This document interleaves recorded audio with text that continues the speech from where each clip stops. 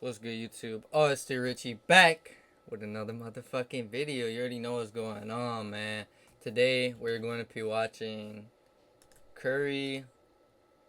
Hold on, Stephen Curry and the IDF. So we're finna see. I was supposed to watch this video a minute ago, but hey, man, I don't give a fuck what y'all talk about.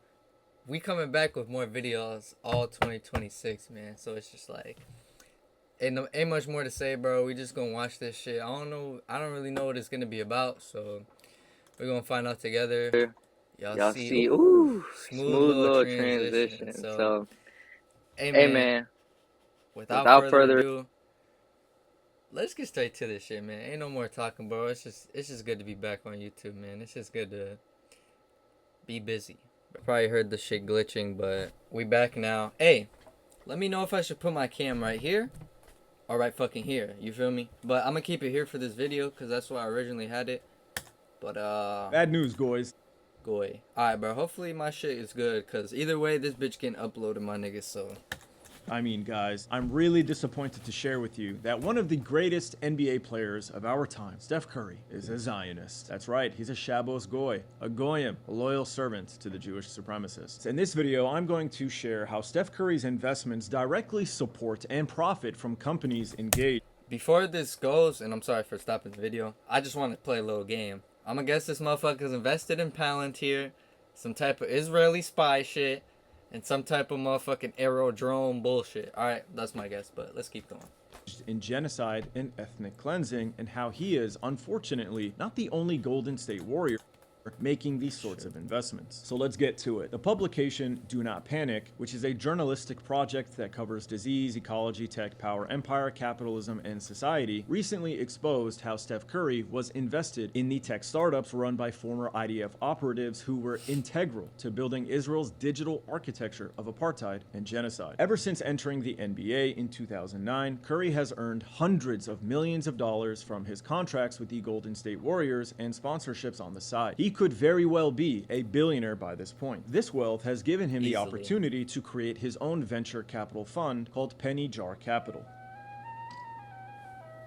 It's through this firm that Steph Curry made these investments in genocidal tech companies alongside Israeli venture capital firms, which are also deeply embedded in Israel's intelligence establishment and American venture capital funds connected to the Zionist lobby. In 2024, Steph Curry invested $30 million in an Israeli company called Zafron Security. Zafron was founded by an IDF Unit 8200 intelligence officer with over 15 years of experience surveilling the Palestinians that Israel jails, starves, kills, and organizes into segregated cages of apartheid in both Gaza and the West Bank. In 2024, during the genocide, Curry saw babies getting blown up in Gaza, yet he still decided to invest $30 million in this Israeli tech startup. Curry has invested in Zafron alongside the US venture capital firm Sequoia Capital, whose... To be fair, before we continue, obviously, I mean, I'm not saying Curry's completely innocent, but bro, he probably has a motherfucking financial advisor. If you hand him millions of dollars and you already have like agencies, bro, what's it called? You probably got financial advisors. You probably got people just running the show, money wise, like bro. But let's continue. Partner Sean McGuire is a pro-Israel fanatic and racist. McGuire organized Starlink access for the IDF, has spent 2 years making racist comments about Muslims, and in December, he falsely accused a Palestinian of the mass shooting at Brown University. Sequoia is the lead investor in Safran and has investments in more than 60 other Israeli death tech companies founded by ex-IDF. Curry is also invested in Safran alongside another U.S. venture firm, Menlo Ventures, and Israeli firm CyberStarts. Menlo has made numerous investments in Israel, and last year, partner Mark Siegel on a trip to Israel said in comments which reveal why so many US venture firms invest in Israel that the Israeli tech ecosystem is critical to Israel's survival, and that he sees it as almost a duty as a Jew to make sure this ecosystem continues to thrive. Another Israeli tech company Curry invested in is called Upwind. Upwind develops and maintains software for the IDF. Without Upwind, the IDF IDF cannot function as a modern genocidal army. When the genocide started in October of 2023, when Israeli officials were declaring that they would annihilate the Amalek in Gaza, Upwind announced that many of their staff would partake in the genocide by re-enlisting in the IDF. Curry invested in them anyway, and in 2025, at the height of the genocide and the Israeli-engineered famine in Gaza, Curry took this photo with the CEO of Upwind. Curry's Penny Jar Capital venture firm invested in Upwind in 2023 when the Israeli company raised $50 million, and earlier this week, Penny Jar participated in a much larger funding round of $250 million alongside Silicon Valley-based Bessemer Partners. The partner at Bessemer who led their investment in Upwind is Adam Fisher, a joint US-Israeli citizen who called on Israel to, quote, pound Gaza with an unprecedented response after October 7th. Fisher has also collaborated directly with the IDF, denied the scale of the death in Gaza, and made numerous racist statements on social media. Unfortunately, Steph Curry isn't just investing in Israeli death tech companies and profiting from the experimentation of population domination and control in Palestine. He is also helping to serve as a cultural icon, reproducing positive PR messaging for Israel's propaganda purposes to rehabilitate its image. Show Faith by Works, which is an Israeli propaganda and intelligence operation targeting U.S. churchgoers with pro-Israel, anti-Palestinian messaging, last year listed Curry as a celebrity who could be hired to reproduce pro-Israel messages. Curry's investments demonstrate how Israel's security establishment co-ops high-profile cultural influencers to provide the country and its military-derived technology with legitimacy. Investing in the digital creators of apartheid and genocide helps normalize Israel and the horrors it inflicts daily on the Palestinians. Zionists know this very well, which is why billions in U.S. venture capital flows to Israeli technologies and their IDF founders every year. What's ironic about this is that the NBA recently awarded Curry with the Kareem Abdul-Jabbar Social Justice Champion Award. So how does social justice champion Steph Curry, an enemy of racism, reconcile the fact that he's doing business with Jewish supremacists and running cover for a genocidal apartheid colony? This doesn't come as a surprise. Curry plays for the Golden State Warriors, which is co-owned by the Jewish Zionists. I was just about to say, bro, look at who run the NBA, look at who run all the motherfucking organizations, like, my boy. It's not hard to see, like, who really runs this shit and, like, who you can't criticize, right? But, let's keep going, because I'm not getting banned. Joe Lacob and Peter Guber. He's a goober. They've drafted Israeli players before, despite how much they suck, and despite calls to boycott Israeli sports because of their treatment of the Palestinians. And they regularly invest in Israeli startup companies founded by Unit 8200 officers. It's no doubt that their influence as wealthy owners of the team has led players like Curry to partake in the Jewish supremacist death cult that is Israel. But Curry isn't the only Golden State Warrior to invest in Israel or willfully get involved in their propaganda.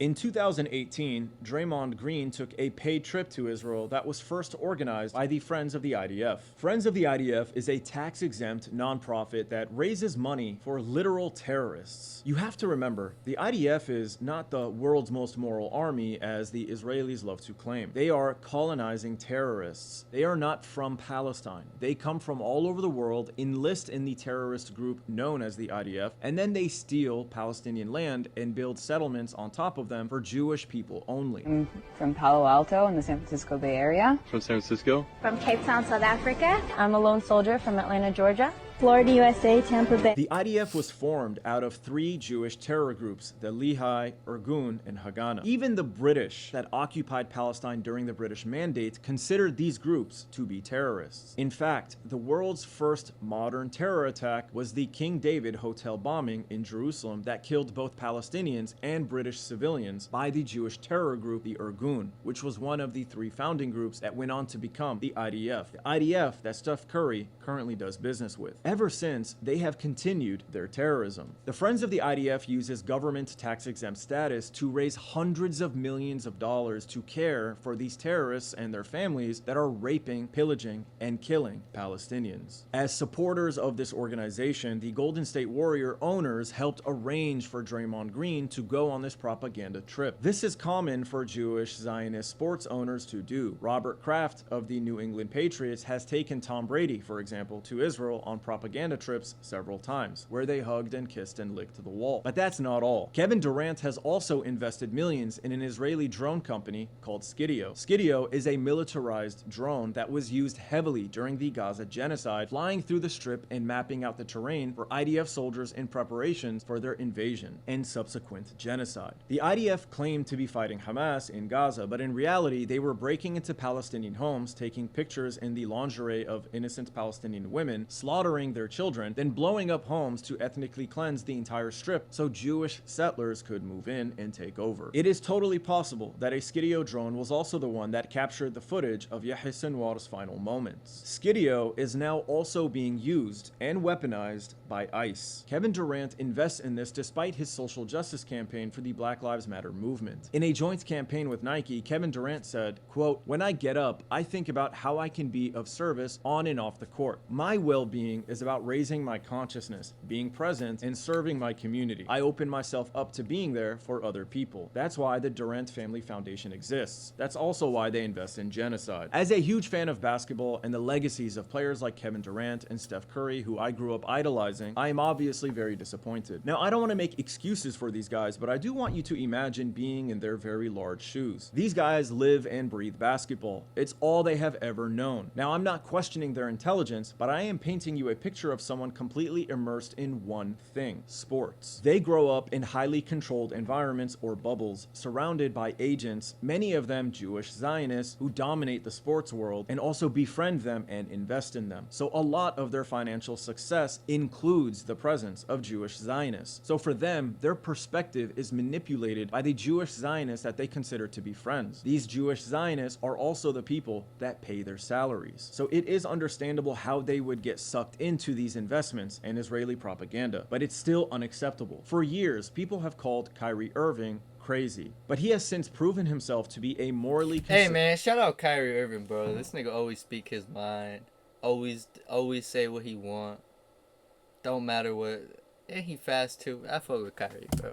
Player with a respectable level of awareness in regards Kyrie to actually the got human morals, and civil bro. He's rights issues of our time. He Kyrie actually Irving stands has for some routinely shit. raised awareness about the genocide in Gaza by wearing Palestinian attire, and he most recently posted a photo of Hind Rajab to X. Hind Rajab is the 5-year-old girl gunned down by the IDF in Gaza with over 335 machine gun rounds from a Merkava tank. Kyrie Irving did this despite playing for the Dallas Mavericks, which is now owned by the most Jewish Zionist sports owner, Miriam Adelson. She is a devout Jewish supremacist and ardent Zionist and has given nearly $500 million to Donald Trump in order to gain approval for the total annexation and colonization of the West Bank of Palestine. Kyrie Irving is risking his career and his wealth by doing this in a league where 40% of all owners are Jewish Zionists. If anyone deserves the Kareem Abdul-Jabbar Social Justice Champion Award, it's him. So I don't think there is any excuse for Curry, Durant, or Green, but I do understand how they could get sucked into this. So my hope is that we can all work together to invite them to abandon their investments in these Israeli companies and search for profitable investments elsewhere. These guys are wealthy enough, and this moral issue is far greater than maintaining their relationships with these incredibly racist Jewish supremacists and supporting their racist death and rape colony. While Jewish Zionists are incredibly racist to non-Jews, they are also very racist to black people in particular. Epstein routinely mocked black people in his emails, suggesting that they had to be genetically modified in order to become more intelligent. On the day of Obama's second inauguration, which also happened to be Jeffrey Epstein's birthday, fellow Jewish Zionist David Grossoff emailed him saying, "Will this day go down in history as Negro Inauguration Day? Happy birthday, Jeffrey." And of course, we can't forget the infamous Jewish Zionist owner of the Los Angeles Clippers, Donald Sterling, who made incredibly racist remarks about African Americans. On April 25th, 2014, TMZ Sports released a recording of a conversation between Donald Sterling and his mistress, V. Stiviano. In the recording, Sterling was irritated over a photo Stiviano had posted on Instagram in which she posed with Magic Johnson. He said, "It bothers me a lot that you want to broadcast that you are associating with black people. You can sleep with black people, you can bring them in, you can do whatever you want, but the little I ask of you is not to bring them to my games." As punishment, Sterling was given $2 billion for this. Long story short, Jewish Zionists are Jewish supremacists. They are racist to everyone everyone, including and especially black people. Trust me, the IDF soldiers who Curry and co. do business with view them as nothing more than goyim, the same way Sterling viewed Chris Paul and Magic Johnson as skin-colored people that he did not want to be associated with.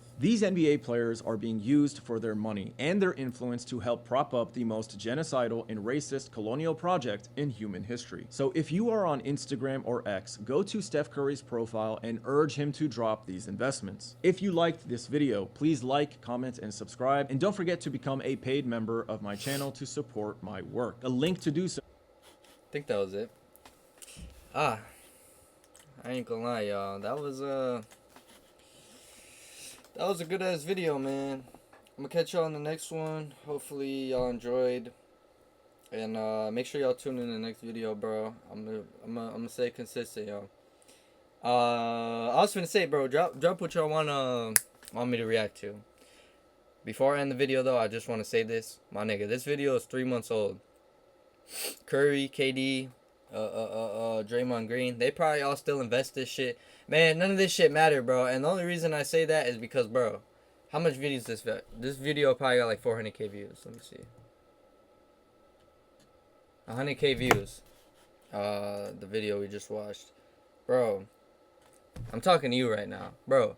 None of this shit is gonna change, my nigga. All these people are gonna keep running the world. They're gonna keep fucking, bro. We live in a world where we're literally being psychologically operated on at the highest levels. Alright, so the reason I'm saying this is because I want y'all to just focus on improving your shit.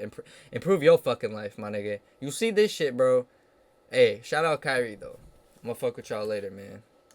Just stay on your shit, bro.